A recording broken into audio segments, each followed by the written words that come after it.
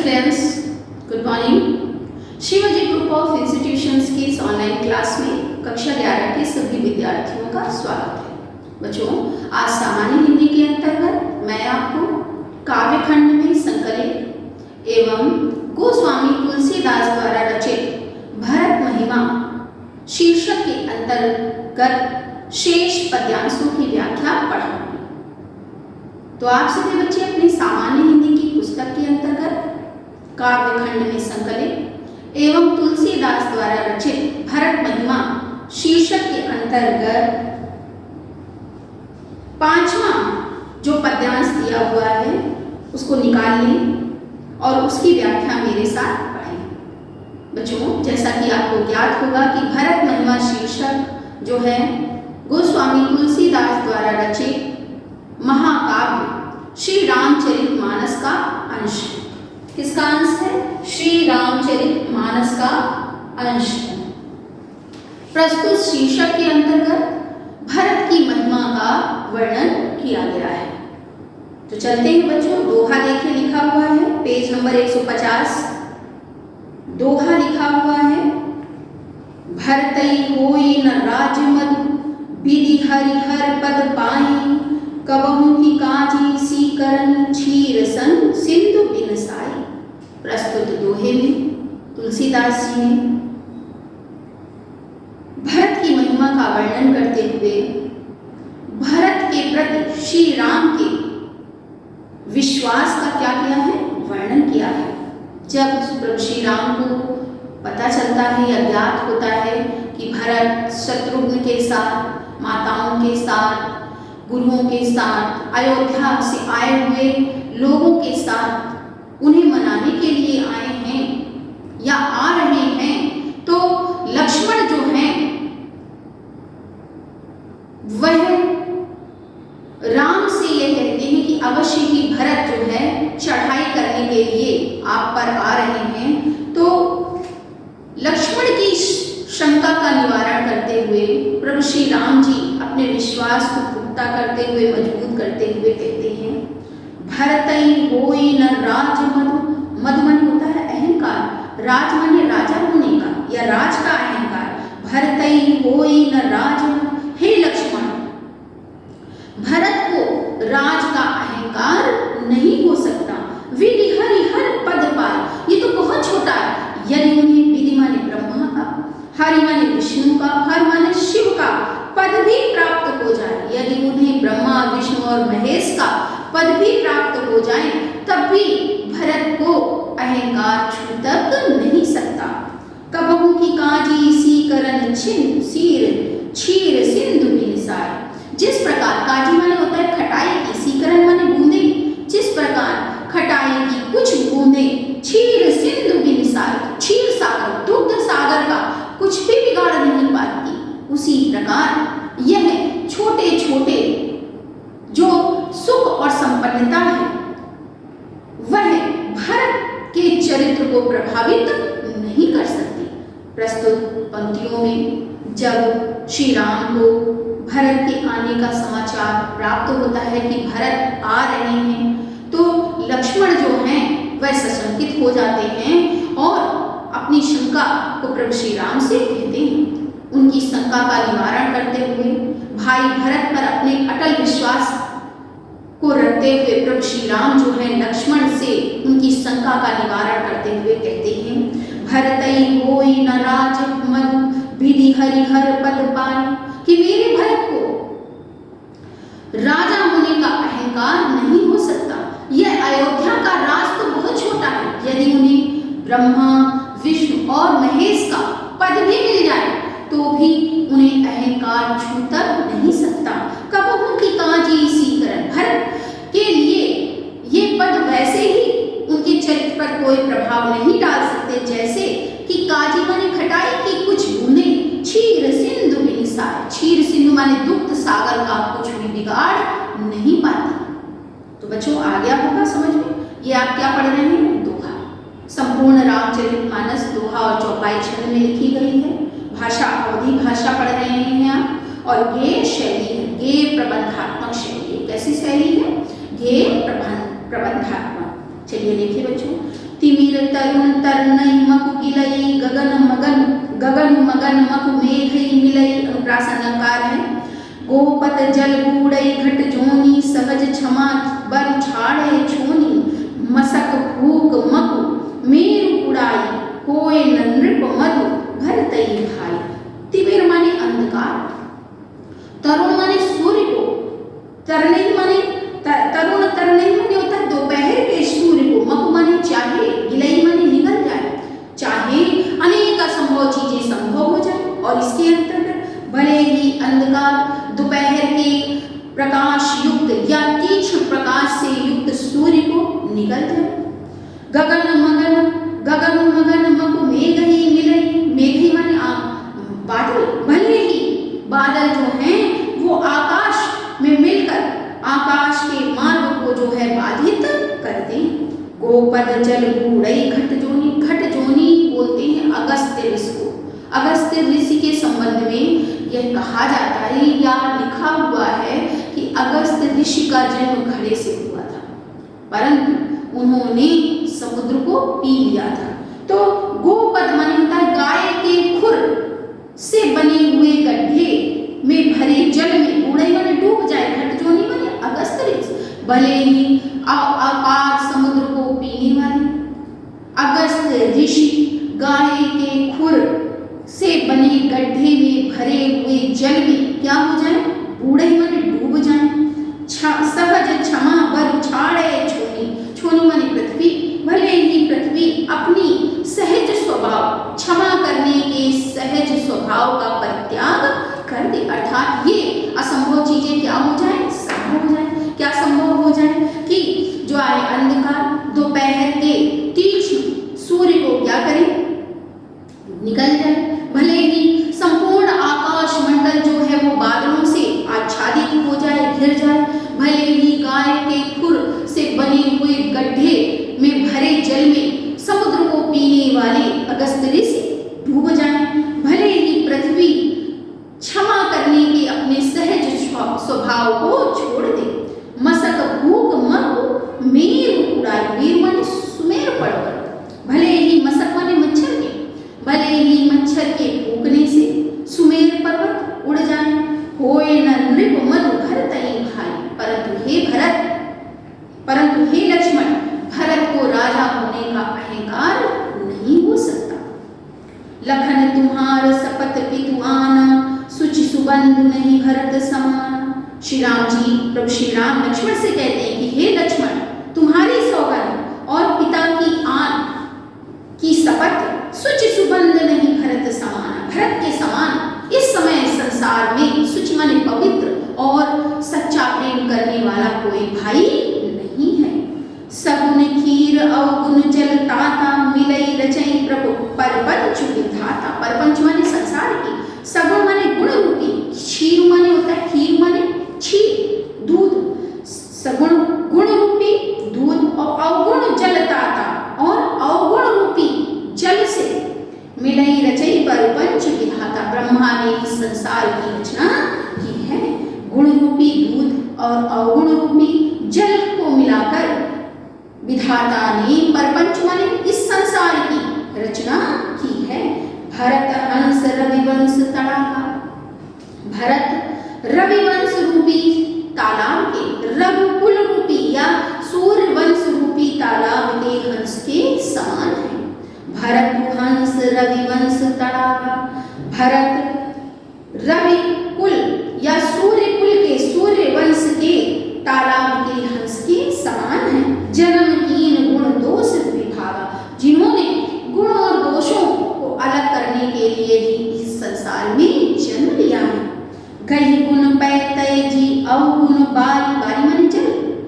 गही गुण पै, उन्होंने, पै माने दूध, दूध रूपी गुणों को, गुण रूपी दूधों को क्या कर लिया है, ग्रहण कर लिया है। तज माने त्याग दिया है। अवगुण माने अवगुण रूपी, बारी माने जल को, और अवगुण रूपी जल को त्याग दिया है। निज जस जगत कीन उजियारी। और अपने यश से संपूर्ण संसार को प्रकाशित किया है, संपूर्ण संसार का मार्गदर्शन किया है। कहत भरत गुणशील स्वभाव प्रेम पयोधि मगन रघुराव। तुलसीदास जी कहते हैं कि इस प्रकार भरत के गुण माने गुणों और शील और स्वभाव का वर्णन करते हुए प्रभु श्री राम जो थे प्रेम पयोधि प्रेम के सागर में मग्न हो गए। तुलसीदास जी कहते हैं कि इस प्रकार भरत के गुणों उनके शील और स्वभाव का वर्णन करते करते प्रभु श्री राम जो थे वो प्रेम के सागर में मग्न हो गए। तो बच्चों आ गया होगा समझ में। अब हम आते हैं दोहा संख्या 6 पर। सुनी रघुबर बानी विबुध देखी भरत पर हेतु सकल सराहत राम सो प्रभु को कृपा निकेतु। बच्चों इसकी व्याख्या पढ़ने से पहले हमने जो आगे का अंश पढ़ा है उसका काव्यगत सौंदर्य जान लीजिए। भाषा कौन सी मैंने बताई? अवधी भाषा। ये ध्यान रखिएगा कि श्री रामचरितमानस जो है वो अवधी भाषा में लिखी गई। तो आप भाषा कौन सी पढ़ रहे हैं? अवधी भाषा पढ़ रहे हैं। रस की बात की जाए तो शांत रस है। अलंकार की बात की जाए तो अनुप्रास अलंकार है, अतिशयोक्ति अलंकार है और जो है उपमा अलंकार है। इसके साथ ही बच्चों शांत रस होने के कारण प्रसाद गुण है, लक्षणा सप्तशती का प्रयोग किया गया है और शैली जो है वो के प्रबंधात्मक शैली है। चलते हैं बच्चों। सुनी रघुबर बानी विबुध देखि भरत पर हेतु सकल सराहत राम सो प्रभु को कृपा निकेतु। सुनी रघुबर बानी विबुध, विबुध माने देवता।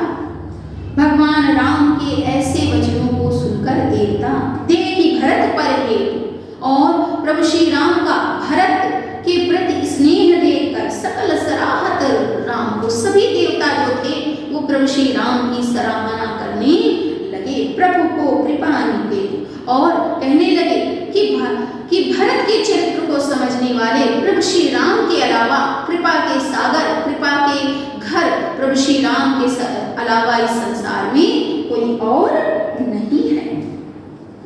क्या कहते हैं?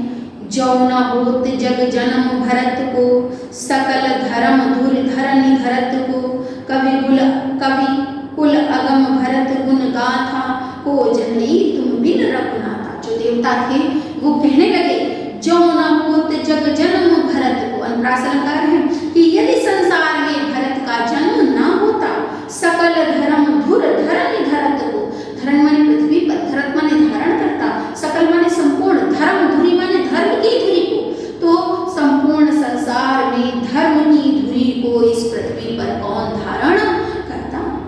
कवि कुल अगम भरत गुण गाथा। कवियों के कुल के लिए भरत के गुणों का वर्णन करना अगम्य है, अर्थात कवियों की वाणी जो है भरत के गुणों का वर्णन करने में असमर्थ है। को जनई तुम बिन रघुनाथा। हे प्रभु श्री राम, आपके अलावा और कौन है जो भरत के गुणों को जान सकता है? लखन राम सिय सुनी सुरबानी। लक्ष्मण राम सीता ने जब सुरबानी माने देवताओं की ऐसी वाणी सुनी, अति सुख लखे न जातु बखानी, तो उन्होंने अत्यंत सुख का अनुभव किया जिसका वर्णन नहीं किया जा सकता। यहाँ भरत सब सहित सहाय। अभी तक वृत्तांत किधर का चल रहा था? राम की तरफ का। अब किधर आते हैं? भरत की तरफ से। अभी राम और भरत आपस में मिले नहीं, दोनों की अलग अलग स्थिति है। वहाँ जो है चित्रकूट में कौन है? राम है और उनके समीप पहुंचने वाले कौन है? भरत है। तो अब किधर का वर्णन हम पढ़ रहे हैं? यहाँ भरत की तरफ का। यहाँ भरत सब सहित सहाय मंदाकिनी पुनीत नहाय। यहाँ भरत जो सभी के साथ थे उन्होंने मंदाकिनी नदी में पवित्र, पुनीत माने पवित्र मंदाकिनी नदी में स्नान किया। सरित समीप सा राखी सब लोगा। सरित माने होता है नदी के समीप भरत ने सभी लोगों को ठहरा दिया या रोक दिया। मांगी मातुर सचिव निरोगा। सचिव माने होता है मंत्रियों से, और माता गुरु और सचिव सुमंत्र से, नियोगा माने आज्ञा मांगी, और माता गुरु वशिष्ठ सचिव जो है सुमंत्र से आज्ञा मांगी कि वह आगे जाने के लिए चले भरत जहाँ सिय रघुराई, और भरत उस मार्ग की ओर चल दिए जहाँ प्रभु सीता और राम निवास करते थे। साथ निषाद नाथ लघु भाई, लघु माने छोटा, भरत से छोटे कौन थे? शत्रुघ्न। उस समय भरत के साथ राम के मित्र निषाद राज और छोटे भाई जो है शत्रुघ्न थे।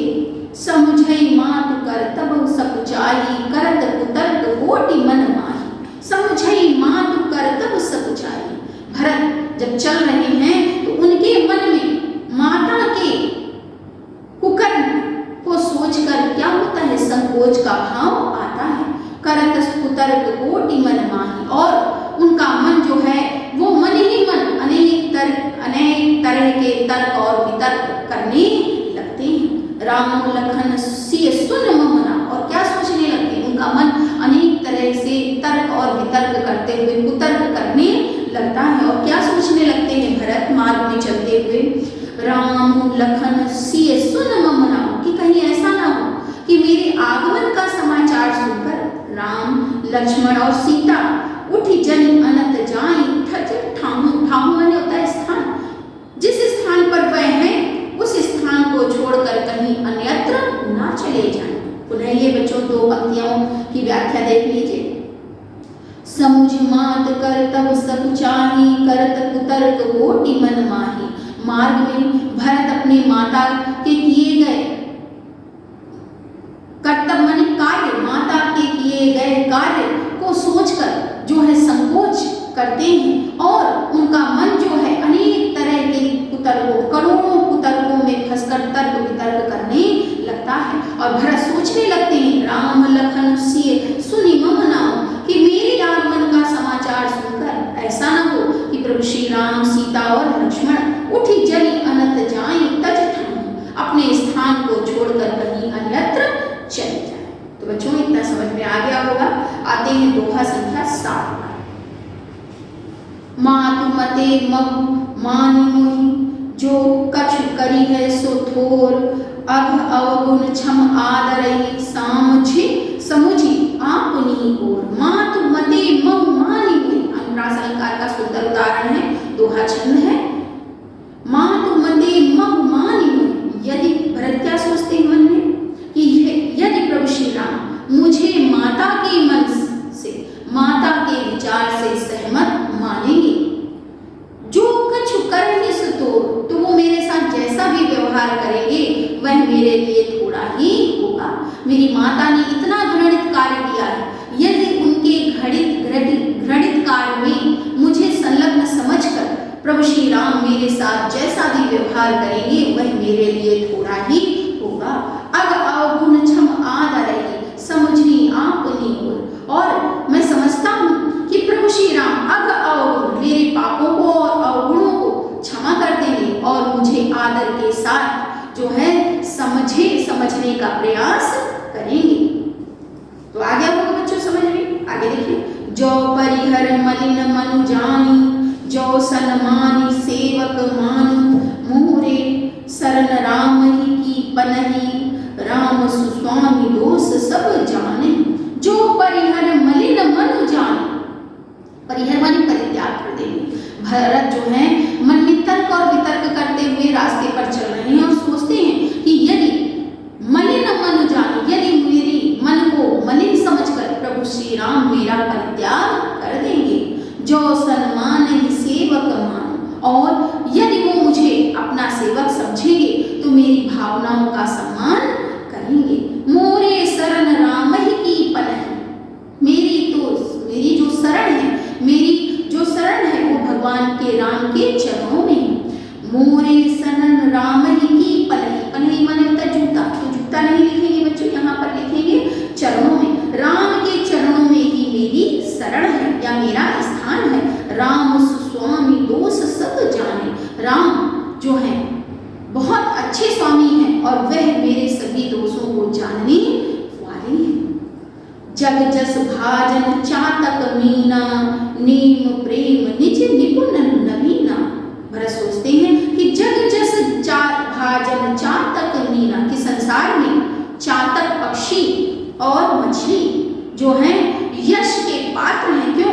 नेम प्रेम निज निपुण नवीना, जो अपने नेम और प्रेम के लिए सदैव कैसे रहते हैं, निपुण और नवीन रहते हैं। अर्थात कहने का अभिप्राय यह कि चातक पक्षी के संबंध में क्या किंवदंती प्रचलित है या क्या लोक तक कथा प्रचलित है कि चातक जिसे हम पपीहा बोलते हैं वह केवल स्वाति नक्षत्र के जल को ही पीता है और किसी नक्षत्र के जल को ग्रहण नहीं करता। तो स्वाति नक्षत्र के प्रति चातक का जो प्रेम है वो सदैव क्या रहता है, नया रहता है और सदैव मजबूत रहता है। उसी तरह जल मछली, मीना मछली, उसी तरह मछली जो है चाहे जितना भी जल में रहे परंतु जल के प्रति उसका प्रेम जो है वो सदैव नवीन और दृढ़ बना रहता है। तो इसी का वर्णन करते हुए भरत जी कहते हैं, भरत जी सोचते असमन गुण जग जस भाजन चातक मीना नेम प्रेम निज निपुण नवीना। जिस प्रकार संसार में चातक पक्षी और मछली अपने नेम और प्रेम के लिए जो है नवीन प्रेम के लिए जाने जाते हैं और अपने प्रेम में निपुण हैं। असमन गुणत चले जग जाता सकुच स्नेह शिथिल सब गाता। उसी प्रकार असमन गुणत चले मग जाता, इसी प्रकार तर्क वितर्क करते हुए भरत जो थे अपने मन में तर्कों वितर्कों को करते हुए मार्ग में चले जा रहे थे। सकुच स्नेह शिथिल सब गाता, गाता मन शरीर संकोच और प्रेम के कारण उनके शारीरिक अंग जो थे वो शिथिल हो गए थे। फेरती मनहु मातु कृत खोरी चलत भगति बल धीरज धोरी। मातु कृत खोरी माने माता द्वारा किए गए जो है कर्मों के प्रति, माता द्वारा किए गए कर्मों को याद करके फेरत माने उनका मन होता है कि वो क्या करें, मार्ग से लौट जाए। माता के कार्यों को याद करके भरत को लगता है कि वो मार्ग से लौट जाए और ऐसी स्थिति में चलत भगति बल धीरज धोरी। तो ऐसी स्थिति में भरत बहुत धैर्य को धारण करते हुए मार्ग में आगे की ओर बढ़ने लगते हैं। जब समुझत रघुनाथ स्वभाव, और जब भरत को भगवान श्री राम के स्वभाव की याद आती है तो तब पथ परत उतावले पाओ, तो उतावले होके उनके पैर जो हैं वो मार्ग में पड़ने लगते हैं। भरत दशा तेहि अवसर कैसी। तुलसीदास जी कहते हैं कि उस समय भरत की स्थिति ऐसी थी, जल प्रवाह जल अली गति जैसी, जैसे जल के प्रवाह में पड़े हुए जल की भौरे की स्थिति होती है। भरत दशा तेहि अवसर कैसी। तुलसीदास जी कहते हैं कि उस समय भरत की स्थिति ऐसी थी, जल प्रवाह जल अली गति जैसी, जैसे जल के प्रवाह में पड़े हुए भौरे की होती है। देखी भरत कर सोच स्नेह। इस प्रकार तुलसीदास जी कहते हैं कि भरत के सोच और स्नेह को देखकर भा निषाद ते समय विदेह। निषाद राज जो थे उस समय विदेह हो गए, अर्थात अपने शरीर की सुध बुध भूल गए। भा निषाद ते समय विदेह। उस समय भरत के हृदय के सोच और राम के प्रति भरत के स्नेह को देखकर निषाद राज जो थे वह उस समय जो थे विदेह हो गए, अर्थात अपने शरीर की सुध बुध भूल गए। बच्चों, इस तरह मैंने आपको ये चौपाइयां पढ़ाई। तो काव्यगत सौंदर्य की यदि बात आए तो भाषा में लिखेंगे अवधि, भाषा के बाद रस जो है यहाँ पर शांत रस है। छंद जो है बच्चों, अभी जो मैंने जो परिहर से देखी भरत कर सोच, ये चौपाइयां मैंने आपको पढ़ाई हैं। इसके साथ ही बच्चों अनुप्रास अलंकार है। अनुप्रास अलंकार के साथ ही मनव शब्द आया है, उत्प्रेक्षा अलंकार है, लक्षणा शब्द शक्ति है, शैली ध्येय प्रबंधात्मक है और प्रसाद गुण है।